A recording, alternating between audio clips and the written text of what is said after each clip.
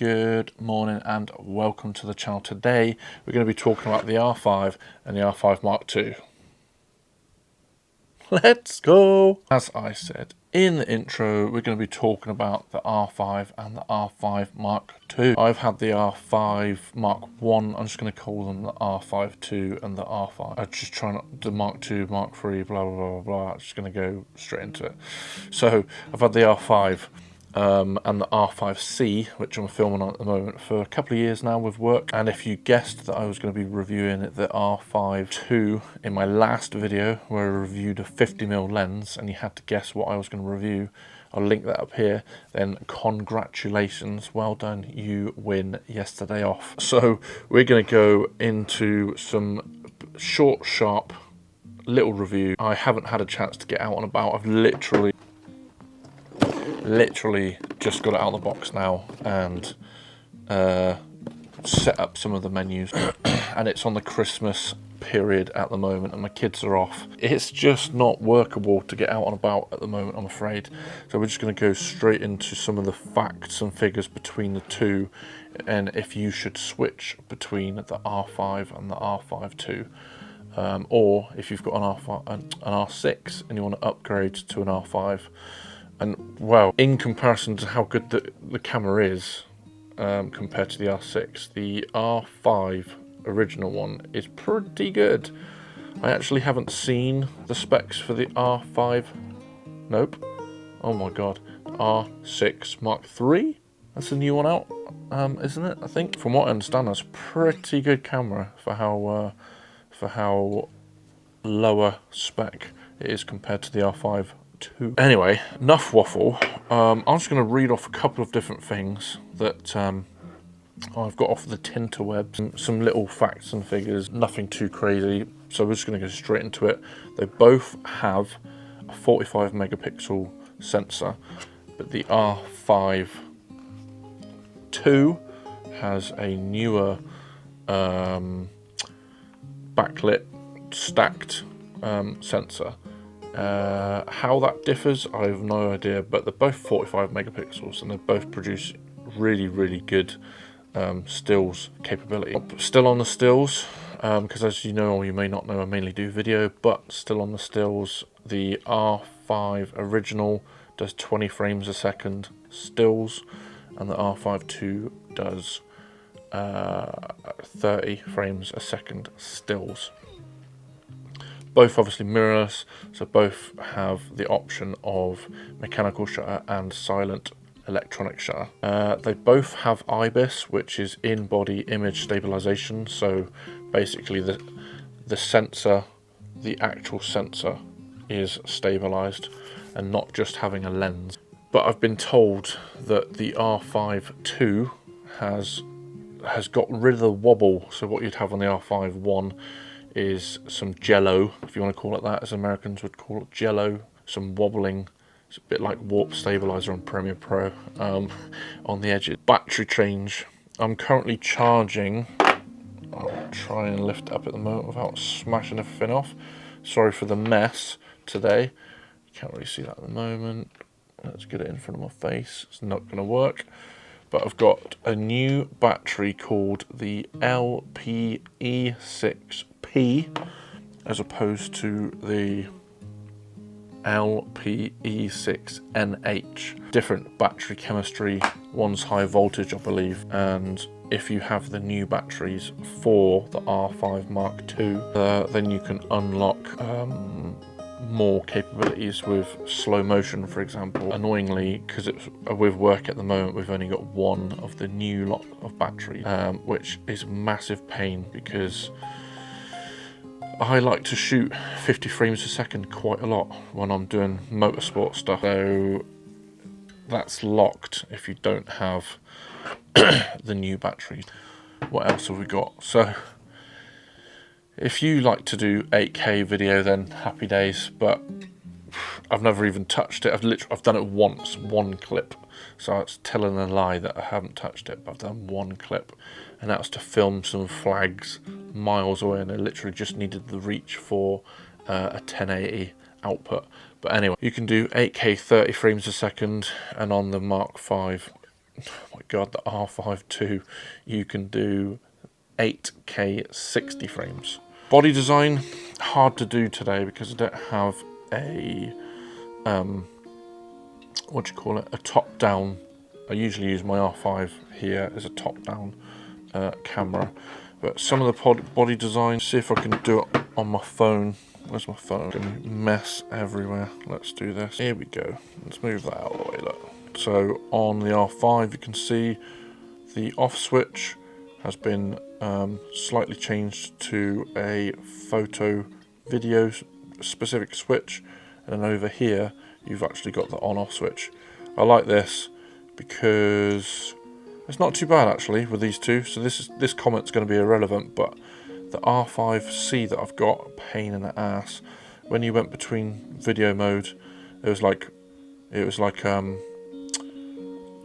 photo off video, and you'd always flick between it. It's just an absolute nightmare. But I do like how these, it's going to change hands. I do like how this is newly set up. It's just going to take some getting used to of where it is switching between both, because I'll probably be running both at the same time as well whilst I'm out and about, so that's going to be difficult for my brain. Anyway, let's put them both down. It's my MacBook charger in the way. Accessories everywhere. Pretty similar, as you can see. They're almost identical. So one thing I haven't looked yet, but I was intrigued, is I usually have the R5 on a, what do you call it, small rig cage. Don't know whether they're gonna work or not with each other. If I just flip this over, pretty much the same, I would say. Pretty much the same. Yeah, I'd say they're the same. Annoyingly though, we still have only one 3/4. Oh yeah, at the back as well, the bottom you can see you've got vented. Pretty sure there's a fan in there as well, like the R5C. But yeah, pretty good indeed. I'm impressed with it, to be honest. This is literally day one straight out of the box, so yeah, I'm impressed with both of these. Now moving away from the body then, obviously they're both RF. They both have SD card and CF Express card slots, which is good. I am a big fan of that. Let's have a look actually what I haven't seen yet. Microphone and HDMI. Let's see, microphone's alright, 3.5 jack, USB, and holy schmoly, we have USB-C power, and we have a full, not that you can see, you can, full size HDMI. Shut the front door. That's actually a game changer. Loads of people use that word, but I've got a lot of time for that. Full size HDMI. That's going to be mega, actually. Now that I can do my monitor that I've got up here when I'm out and about. I don't really rig my R5 or the R5C, because I just don't fancy breaking the HDMI cable when I'm out and about, and it's just a bit of a pain. But we'll see now. I might have to rig up the R5 Mk2. Where was I? Oh yeah, I was supposed to move away from the body, and then I forgot about it. C-Log. The R5 Mk2 has the ability for C-Log 2, which from what I understand, I haven't actually tested it yet, C-Log 2 has better highlight roll-off, you can recover shadows better, more dynamic range. I think C-Log 2 is supposed to have 16 stops dynamic range. I think C-Log 3, which is what I usually shoot on, is 12 stops. But both cameras can shoot RAW. I don't know the ins and outs, it must be 12-bit Canon RAW, but I've never shot RAW, I'm not going to lie, because at the moment it's just not on my workflow. I haven't done enough production stuff to warrant, I don't think anyway. I know that a friend of mine would definitely disagree, but I haven't done that much production stuff to warrant massive file sizes for RAW, and I've never even touched a raw video workflow in DaVinci Resolve, so it's fairly similar, I guess. It's fairly similar. We're always learning all the time with DaVinci, so one day when hard drives are cheaper, SSDs are cheaper, then I'll shoot RAW. But closing with price. Now, obviously, prices change all the time, so I'm not going to give exact specific price. But from what I understand, you can get a new-ish R5 Mark 1 for about 2,400, maybe 2,500, which I think is an absolute steal. And then, from what I understand at the moment, the R5 II is about 4,500, and that's pounds British. Sterling pound. So I think that's pretty good deal for both, I think.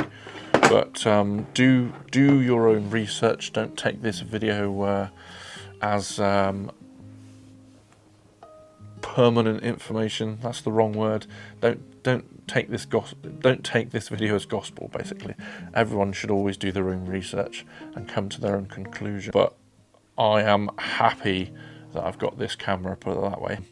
And yeah, oh yeah, one crazy feature on there which I should have mentioned that I've tried out, and I don't know whether I'll use it yet because my eyes will just get too tired too quickly. But you can set in here, because you have to calibrate it first, but when you look through the viewfinder, you'll have a yellow dot that can see what you're looking at, and as you're looking around it, where the yellow dot is, you can obviously focus. So if you're tracking some cars or something like that, or a subject's quickly gone over there and you've quickly looked over, it will know so that you can focus on it rapidly. It will basically track your eye on what your eye's doing. So that is pretty damn good. I'm just having a look now on the back, and the viewfinder at the back looks pretty good, pretty big. I don't know the ins and outs, but yeah, pretty cool. Loads more features. I don't even know how long we've been going for now. Quite a while, I guess. But yeah, happy days with the R5 Mark II.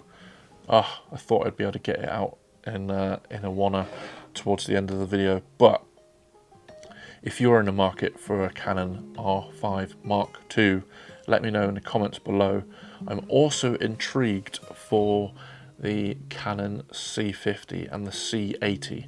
I might have to see if I can get hold of one of those cameras for a review. But yeah, we'll see.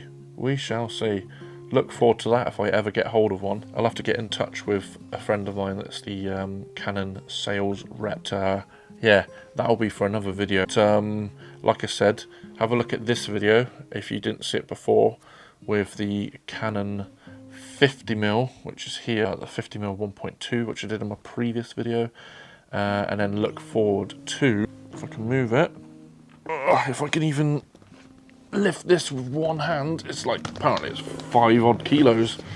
Oh my god, look at this. Look at this. Comment below what you think is in here, and look forward to that unboxing. But until then, like, subscribe, share this video. We're near the end of 2025, looking forward to 2026. I'm going to try and get a video out for probably my next video, actually. When I edit when I film these, I'm going to have to edit them round and do a look forward to for a next video for 2026. So when this comes out, it's probably already going to be in the new year, because I'd like to do the look forward to 2026 one, and I'll probably collate some sort of show reel. So when you're watching this, I hope you've had a great Christmas, and like I said, please like, share, subscribe, hit the notification bell, all that good stuff. Save it in your playlist. But yeah, thanks very much for watching. I shall catch you in the next one.